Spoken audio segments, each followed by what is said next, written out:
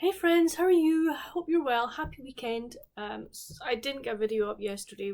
Today's Saturday. I didn't get up one yesterday because I was actually out having lunch with a friend, and it was just lovely to spend time with her. I haven't seen her since July, so that was just really nice. And we went to a small Waterstones and had a wee browse. I didn't get anything. She bought a couple that she wanted to get, so that it was just a lovely afternoon catching up with a friend. So that's why the video is today and not wasn't yesterday.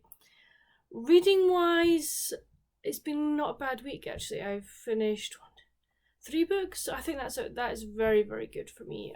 The way things are at the moment. So let me talk about the books that I finished. First one was Dear Santa by Debbie Mccomber. I bought this one or got this one on Audible. Main reason was because of the cost of it was so expensive over here, and I just wasn't prepared to spend that amount of money. So I got it on Audible, and I really enjoyed it. I loved lying in bed at night and actually listening to the story being read to me. So we meet Lindy, and Lindy works for this big company called Media Blast, where she does sort of like promotion things and helps people with promotion, or promotion material like websites, etc. But she's home for the holidays, and she's overdue a holiday. She hasn't had a holiday, I don't think, since July. And she's feeling a bit jaded and just like, oh. But when she comes home, she discovers her mother has found a box with her old letters to Santa. And her mum makes her read them. And, they're lovely letters. So her mum goes, well, maybe this Christmas you need to write another letter to Santa. And Lindy's like, yeah, right, I'm a bit too old for that. But she decides, what the heck, why not? So she writes to Santa and sort of says what she wants, basically.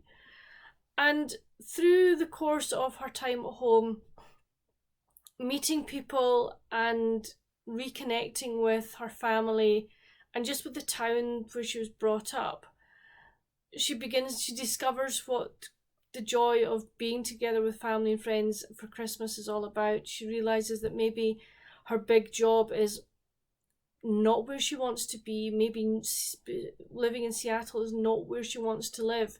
That possibly that there are opportunities for her and far better things for her within her hometown. It was beautifully written. I loved the characters. Lindy was great. Her little nephew was just a delight. This 4-year-old who is just full of life and wants to explore everything and anything was just fantastic. I liked the friends that she reconnected with, and I don't want to say much about the romance in it because that would just spoil it. But the romance was lovely. It was a sweet romance, and both characters, Lindy and her. I'm not going to tell you the name of the person because that would spoil it. But the two of them, took things really slowly, got to re-know each other and stuff like that. It was beautiful. I really enjoyed it. I loved the crafting of this story. Debbie was back on song with this, and I just absolutely adored it. I would recommend it. The narration was really good. I thought the narrator, I can't remember who it was, I'm afraid, but she did a fantastic job with it, and I just thoroughly enjoyed my Christmas story being read to me. It was lovely. So that was that book.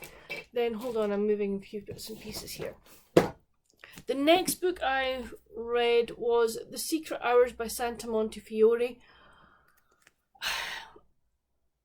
This one was okay. It isn't my favourite of hers. I've read a few others and enjoyed them more. This one's, I don't know whether it was to do with this time period that this was set in. The main time period was 1960s. So you had the male characters being very domineering, very dominant. You will do, you will not do. As I think at that point in time, the alpha male was a big thing. And that kind of didn't sit well with me, I have to say. I'm like, she's a grown woman, she can make up her own mind. Get lost. So that annoyed me. The second part of the story was dual timeline, was back in the 1800s. So we meet Faye, and her mother has just died.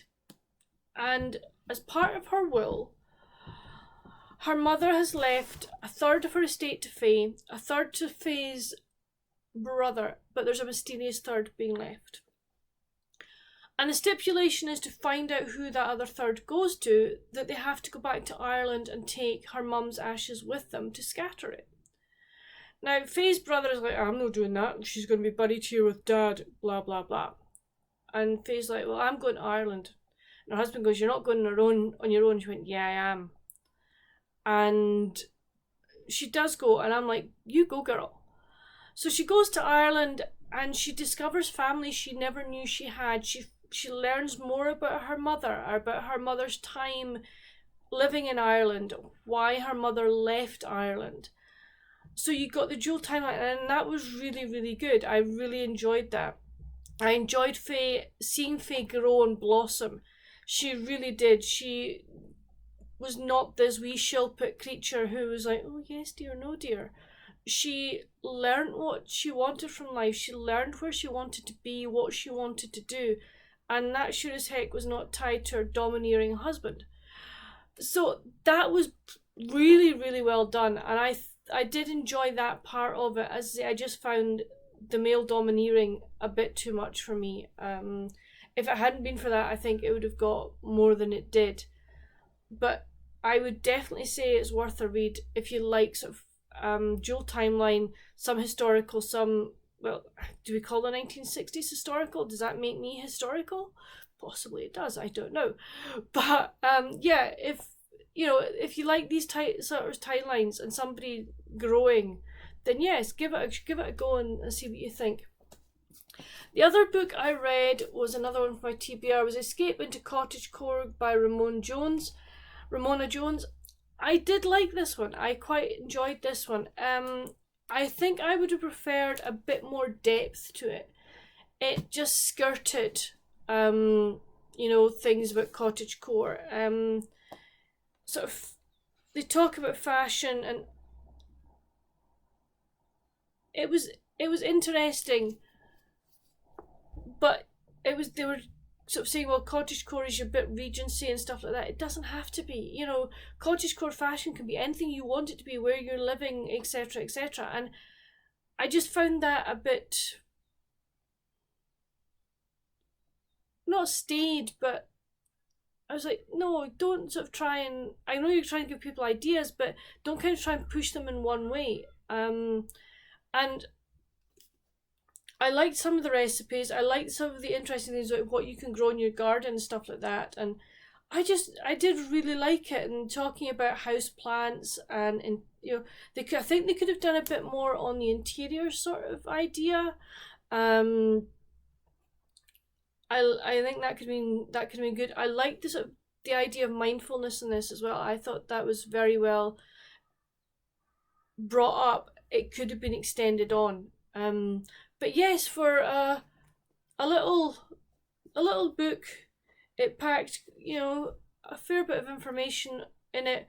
Am I likely to keep it? No, I think this will be put to charity. It's not one I can see myself rereading. So that's kind of my reading for this week, as it were. I'll tell you more. But I've been doing some crafting, and I got something in the post. Right, okay. I can show you things at the same time. Okay, this is the cross stitch I'm doing at the moment. It's very simple, very easy. I'm doing this for my other half as part of his Advent present. And what I'm doing is I'm going to cross stitch the first bit, and then I'm backing it with felt. So that's how far I have. Ignore the green line. That was just me using that as a guide for where I'm hopefully going to cut this out and then be able to attach it to the felt. But what I got now, hold on so I can get my needle off. How cute is my little needle holder? I love gnomes and I have things about gonks, so I thought I had to. Yeah, so this is from Black Pear Stitchery, so I will leave a link to her Etsy store down below, but isn't he cute? So that's kind of what I've been doing crafting this week. I did finish Mum's shawl scarf, and she loves it, so that is great. Really pleased with that. Put that over there. So what else am I reading? Okay, on my Kindle, I am reading Killer Words by V.M. Burns. This is the next in the Mystery Bookshop series, and I'm really enjoying it. I'm enjoying being back with Sam, Nana, Joe, Imra, and all the ladies. In this story, the detective that they normally help is being accused of murder. So they're trying to clear his name, and because they know that he would not do that. So that is that's what I'm reading on this. And then the other book I am reading is an e-arc. I tried reading it on my Kindle. I sent it to my Kindle, and the print is so small that even with my reading glasses on, it's very, very hard to read, and it kind of flickers, and I just don't like it. So what I've done is I've loaded the PDF onto my laptop, and the book I'm reading is Carolina Blue Sky Days by Susan Schild. I am very lucky to have been chosen to be one of her review crew. So this is her new one. I don't know when she's planning to publish it. When I find out, I'll let you know. But this is a new series. I think this is the second. I haven't read the first one, but I'm reading the second one. And I'm quite enjoying it. There are bits of it. There's some characters that I'm not totally enjoying, but I think you're going to get that with a number of books. I think it's very rare that you'll get a lot of loads and loads of characters that you do like. So that's kind of my reading and part of my crafting. If I get those two books that I'm reading, I'll possibly get Killer Words finished today, I would think. Might get the other one finished between today and tomorrow. What will I read next week? I have no idea. I'll look at my TBR list and see what I will pick up from then on. But yeah, that's kind of what I've been doing. Uni this week has been not bad. I've managed to do a fair bit of writing on my methodology. I think I'm almost at rough copy stage, which I am really pleased about. I want to get that rough copy by the end of this month. My small case study to do with coach education, I need to do more work on that, but I can do that this week. That's fine. If I can get that to rough copy stage by middle of December, I will be a happy bunny.